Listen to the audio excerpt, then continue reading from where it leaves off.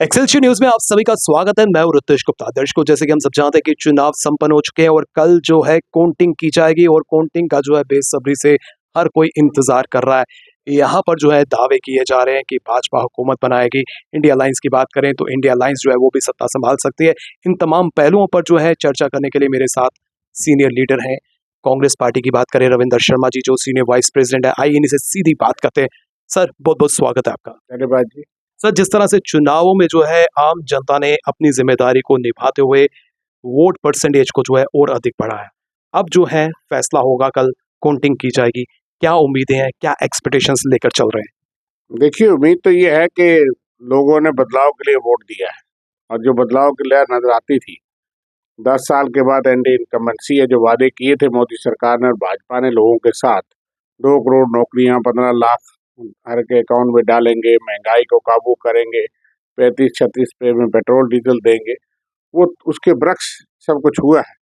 और युवा जो है वो परेशान है, आम गरीब और आम आदमी परेशान है, टैक्स टेररिज्म है। और इन तमाम चीज़ों के खिलाफ हमें महसूस होता है लोगों ने, जनता ने बदलाव के लिए वोट दिया है और वो बदलाव कल दिखना चाहिए। जिस तरह से बदलाव जो है कल दिखेगा या नहीं दिखेगा ये समय तय करेगा, लेकिन जिस तरह से एग्जिट पोल की बात करें तो वो आंकड़े कुछ और ही व्याख्यान कर रहे हैं। देखिए, एग्जिट पोल तो निराशाजनक है। हम तो नहीं समझते कि एग्जिट पोल एग्जैक्ट पोल है।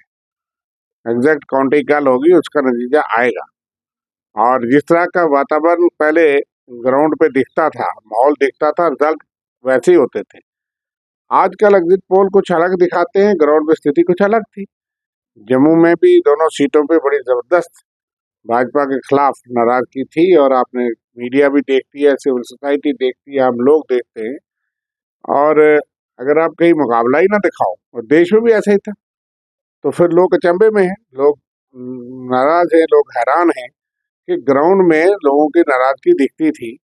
और चुनाव में अगर आप एक तरफा दिखाएंगे तो रिजल्टमेंट तो होगी। हम तो कहते हैं ये एग्जिट पोल जो है कि मोदी पोल है और ये बीजेपी के द्वारा के आप इन्फ्लुएंस्ड हैं, ये सच्चे नहीं है, सही नहीं।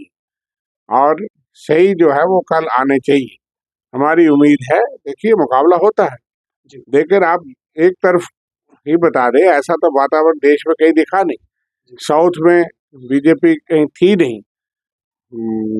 पूरा साउथ में बीजेपी की चंद सीटें हो सकती हैं।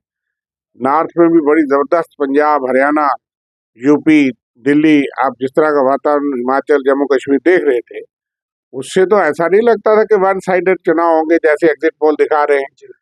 और वेस्ट बंगाल, बिहार, ईस्ट देखिए, वेस्ट देखिए, नॉर्थ ईस्ट देखिए, तो एग्जिट पोल जो है वो लगता नहीं सही है। हम तो यही इंडिया इंडिया अलायंस की पर्टिकुलर बात करें तो इंडिया अलायंस अपने आप को कहाँ दिखती है? इंडिया अलायंस, हमने दावा किया है कि हम सरकार बनाएंगे, हमें मेजॉरिटी मिलेगी और इंडिया अलायंस जो है वो 300 के करीब पहुंचेगी। और जम्मू कश्मीर के पॉइंट ऑफ व्यू से बात करें तो क्या लगता है कि यहाँ पर भाजपा के खाते में कितनी सीट्स जाएंगी और बाकी पार्टीज हैं उनके खाते में कितनी सीट्स जा सकती हैं कि इंडिया अलायंस सारी सीटें जीतेगी। जम्मू कश्मीर की 5 सीटें, 3 सीटों में नेशनल काउंसिल लड़ रही थी जहां हम समर्थन कर रहे थे, 2 सीटों में हम लड़ रहे थे, बाकी समर्थन कर रहे थे। और जम्मू की दोनों सीटों पे हम मानते हैं कि हमारी जीत है। और जनता का मूड जो है वो दिखाता था, पहली बार इस तरह का मूड जनता का दिखा, सड़कों पे दिखा, गलियों में दिखा, गाँव में दिखा, शहर में दिखा। और अब कल काउंटिंग में देखें, लेकिन अगर आप ये कहेंगे कि मुकाबला नहीं, तो हमको वो समझ नहीं आता और डाइजेस्ट नहीं होता, और कल लोगों को भी डाइजेस्ट नहीं हो रहा। देश के लोकतंत्र में हमें विश्वास है। और एग्जिट पोल कहाँ से आए, अभी काउंटिंग नहीं हुई और उनको ऐसा कैसा अंदाजा। वो यहाँ भी कोई कोई 2 सीटें बीजेपी को दे रहा है, कोई एक दे रहा है, लेकिन अलग अलग मुख्तलिफ सर्वे है, सबका एक जैसा नहीं है। लेकिन हम ये मानते हैं कि वन साइडेड सर्वे नहीं होने चाहिए और हमें लगता है कि ये सही नहीं है। हालांकि सोशल मीडिया और रिपोर्टर मीडिया जैसे आप लोग हैं, आप ज़्यादा फील्ड में दौड़ते हो हर जगह, बड़े चैनल तो कम दौड़ते हैं, और आपकी रिपोर्टिंग जो है वो अभी भी दिखा रहे हैं कि इंडिया अलायंस जीतेगा और इंडिया अलायंस की मेजॉरिटी होगी, और उन्होंने ग्राउंड में दिखाया है। आज सोशल मीडिया हर जगह पहुंचता है, उसकी रीच, क्योंकि आप जैसे रिपोर्टर और आप खुद कई जगह मालिक हैं, कई जगह रिपोर्टर हैं, तो कईयों के मालिक कोई और हैं। चंद लोग इस देश की मीडिया को कंट्रोल कर रहे हैं मेजॉरिटी में, और वो बड़े लोग हैं। इसलिए हम तो विश्वास करते हैं कि एग्जिट पोल गलत होगा, सच्चा पोल कल काउंटिंग होगी, उसके लिए हम तैयार बैठे हैं। आखिरी दम तक काउंटिंग में रहेंगे, आखिरी दम तक हम दावा करते हैं हम जीतेंगे, और हमें उम्मीद है कि हम जीतेंगे और सरकार जो है इंडिया गठबंधन बनाएगा। अगर कांग्रेस जीत का सेहरा पहनती है तो क्या बदलाव जो है आने वाले समय में जम्मू कश्मीर में हमें देखने को मिलेगा, पूरे देश में देखने को मिलेगा? देखिए, वो बातें हमने कही हैं, जो गारंटी जो बातें हमने लिख के दी हैं, युवा रोजगार के लिए, किसान के लिए, महिलाओं के लिए, आम जनता के लिए, और जमहूरियत तो कॉर्नरस्टोन है इस देश। जम्मू कश्मीर में 6 साल से जमहूरियत ही नहीं है, तो पहला तो हमारा फर्ज होगा कि यहाँ राज्य बने, सियासत बहाल हो, और जम्मू कश्मीर में जल्द से जल्द असेंबली चुनाव हों और रोजगार के मौके खुलें। जो युवा रोजगार 10 साल से पढ़े लिखे PhD लड़के जो है सड़कों पे घूम रहे हैं, डाक, डेली वेजर, कंट्रेक्चुअल के नाम पे ठगा गया है बच्चों को। 3-3 हजार रुपये पे आप नौकरी लगा करके लोगों को 10-10, 15-15 साल से आज उनको कह रहे निकल जाओ।